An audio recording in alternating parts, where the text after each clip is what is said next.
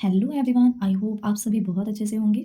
आज मैं इस वीडियो में आपको ये फॉर्म फिल करके दिखाने वाली हूँ कि इसे कैसे फिल करना है। लेकिन उससे पहले मैं बताना चाहती हूँ कि अपार आईडी क्या है। आई थिंक कुछ पेरेंट्स को पता होगा कि अपार आईडी क्या है, और कुछ पेरेंट्स ऐसे भी होंगे जिनको नहीं पता कि अपार आईडी का फॉर्म क्यों फिल करवाया जा रहा है। ये भारत सरकार द्वारा जारी किया गया फॉर्म है जो सभी स्कूल कॉलेजों में स्टूडेंट्स का फिल करवाया जा रहा है। इसका मतलब है कि आप अपने बच्चों की जो भी एजुकेशनल जर्नी है वो शिक्षा मंत्रालय से आप साझा कर रहे हैं।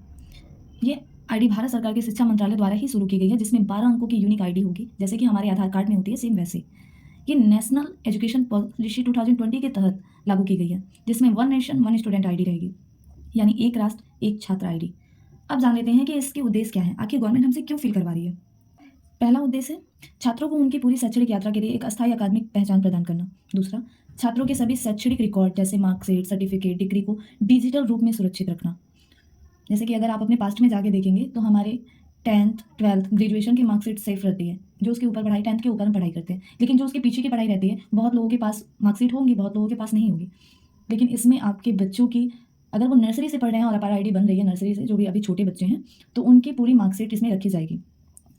ओके, यानी डिजिटल लॉकर जैसे कि यहाँ पे दिया गया है, आईडी बनाने और डिजिटल लॉकर खाता खोलने में प्रयुक्त करने के लिए शिक्षा मंत्रालय के साथ साझा करना है। ठीक है, आपको सहमति देनी है। थर्ड पॉइंट है स्कूल और कॉलेजों के बीच छात्र रिकॉर्ड के हस्तांतरण को आसान बनाना है।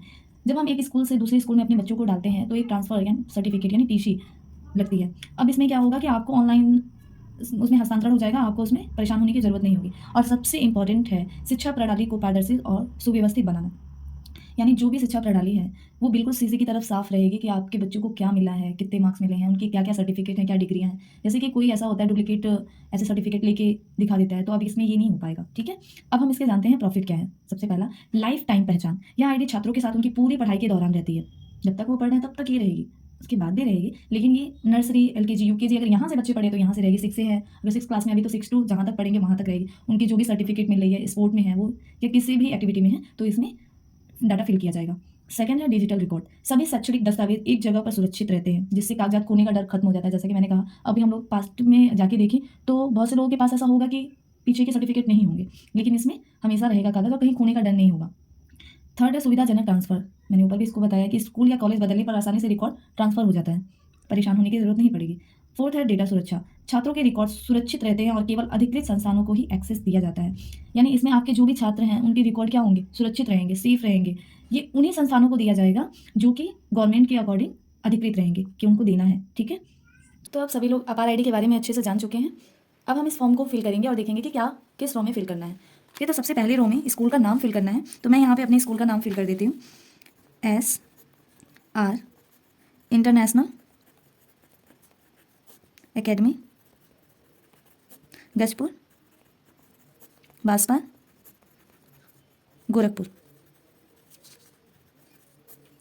ओके, फिर सेकेंड रो में यू डायस कोड फिल करना है। ये आपको स्कूल से आसानी से मिल जाएगा।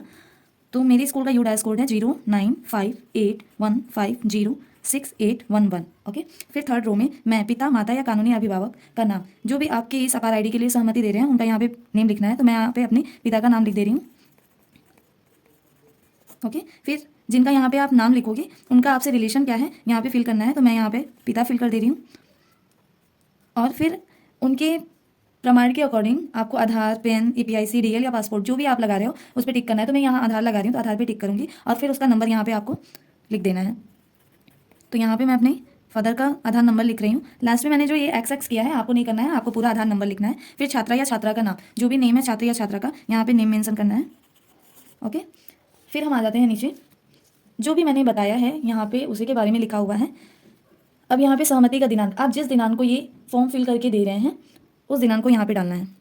तो मैं ये फॉर्म 30 को फिल कर रही हूँ, तो यहाँ पे मैं 30/12/2024 डाल दूँगी। ओके, फिर सहमति का स्थान, जिस स्थान पे आप दे रहे हैं ये फॉर्म उस स्थान का नाम लिख देंगे। मैं गजपुर, बांसपार, गोरखपुर दे रही हूँ, तो वहाँ मैं उस स्थान का नाम लिख दे रही हूँ।